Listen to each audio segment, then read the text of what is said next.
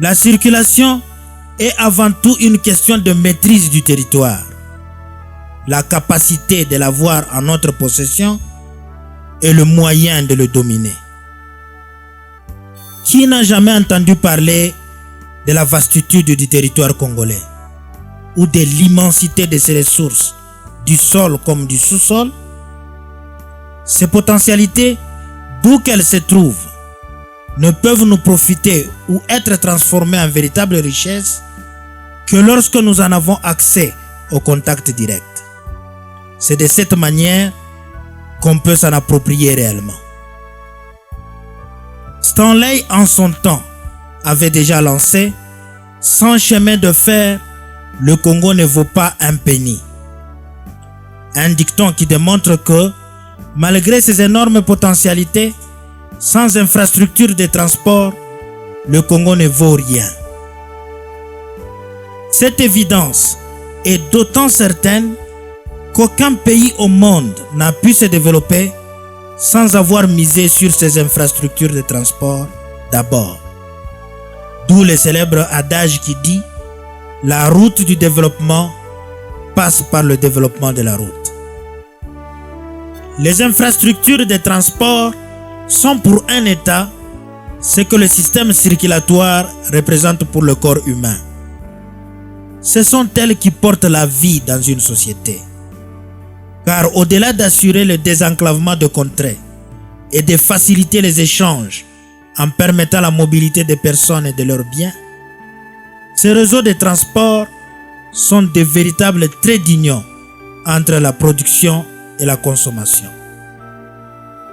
Elles sont à la fois moteurs de croissance économique, expression de continuité du territoire et facteurs d'unité nationale.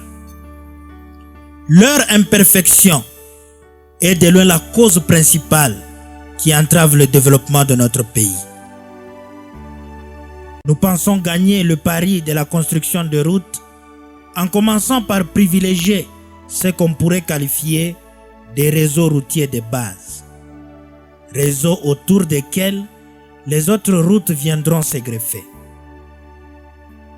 Imaginez à trois, ces réseaux concernent principalement le grand réseau central qui s'étend sur les 4 provinces au centre du pays. Le Maniema, le Chopo, le Chouapa et le Sankuru. Puis, le réseau complémentaire de Olomami et de Kwilu. Le grand réseau central est traversé par la route nationale numéro 2, numéro 3, numéro 4, numéro 7, numéro 8, numéro 31 et numéro 42. Par faire ces réseaux, en construisant toutes les routes nationales qui les renferment et certaines routes provinciales primaires, présentera l'avantage déjà de relier l'Est à l'Ouest, le Nord au Sud, et facilitera la circulation et les échanges de populations dans une grande partie du pays, impliquant directement 17 provinces, soit les 4 provinces constituant le réseau même et 13 autres provinces qui sont au contact immédiat de celui-ci. Il s'agit de Nord Kivu, Sud Kivu, Ituri, Haut-Uélé, Bas-Uélé, Mongala, Équateur, Maïndombe, Kasaï, Kasaï central, Kasaï oriental, Lomami et Tanganyika. Le réseau de Kwilu, couvrant les routes nationales numéro 1, numéro 9, numéro 17 et numéro 20, et celui de Olomami, couvrant les routes nationales numéro 1 et numéro 33, devront permettre respectivement de relier les provinces excentrées de l'ex-Katanga et l'ex-province de Léopoldville au reste du pays. L'idée centrale est de créer des réseaux au centre du pays qui favoriseront à leur tour la connectivité de toutes les provinces en périphérie.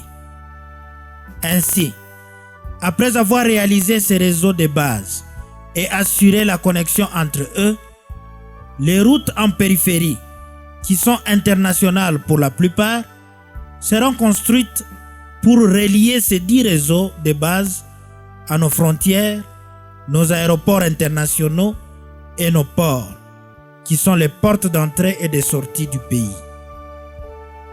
Alors, les efforts doivent être fournis dans cette direction par l'État congolais et tous les partenaires qui voudront nous aider dans la réussite de ce pari. Car continuer à investir dans la construction isolée des routes en périphérie ne permettra jamais de réaliser le rêve de relier le Congo entier par la route. Les chemins de fer, par contre, conçus pour compléter le système hydrographique du Congo, permettent de relier le fleuve Congo à nos frontières par 3 lignes principales. La ligne du Katanga-Kasai-Banguela relie le fleuve Congo par son affluent Kasai aux frontières de la Zambie et de l'Angola. Puis la ligne Kindu-Kabalo-Kalemi qui relie le fleuve au lac Tanganyika.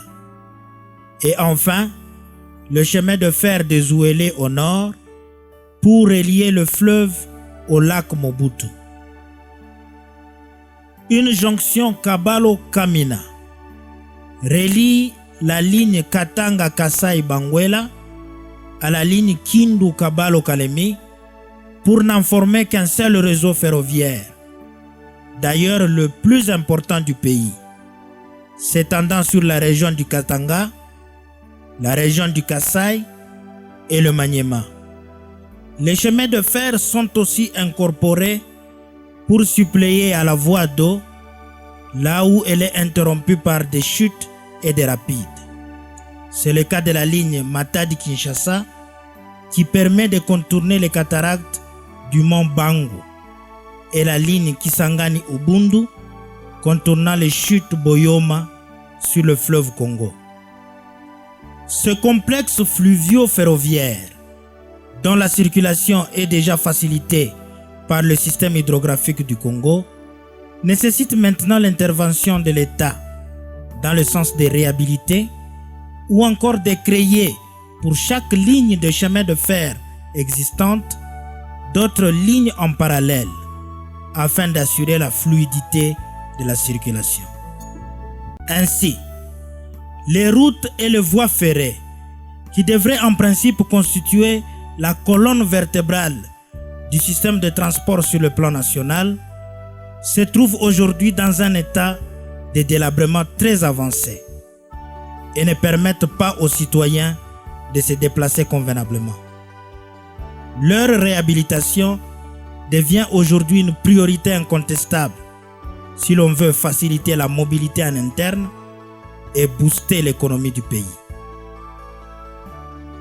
Pour l'économie agricole en particulier, construire une unité production-consommation autour de nos routes et rails est un véritable atout. Ceci pour dire en clair que nous devons promouvoir l'exploitation de l'agriculture, de l'élevage et de l'agro-industrie le long des routes et rails qui entrent et sortent de nos villes afin de permettre une évacuation facile des produits jusqu'au marché et améliorer l'accès des agriculteurs aux facteurs de production et intrants agricoles. Ce n'est que de cette façon que le tandem agriculture-transport reprendra sa place de véritable moteur de développement. Les infrastructures de transport facilitent aussi la distribution de l'énergie en servant de trajet pour le transport électrique.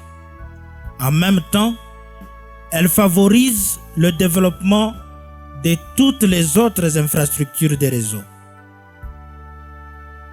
Étant donné l'impossibilité de déplacer les gisements à notre gré, la stratégie pour l'exploitation minérale consistera à ramener les infrastructures de transport jusqu'à nos mines et carrières afin de faciliter l'évacuation des produits. L'État doit alors s'activer à améliorer nos routes et nos chemins de fer pour le maintien d'une croissance économique soutenue. Le succès du transport aérien repose en grande partie sur nos efforts à moderniser et optimiser la capacité de nos 5 aéroports internationaux, à savoir aéroport de Kinshasa, aéroport de Lubumbashi, aéroport de Mbuji-Mayi, aéroport de Goma et aéroport de Kisangani. Cette avancée permettra d'attirer les investissements étrangers dans l'aviation et aussi d'améliorer notre compétitivité sur le marché international.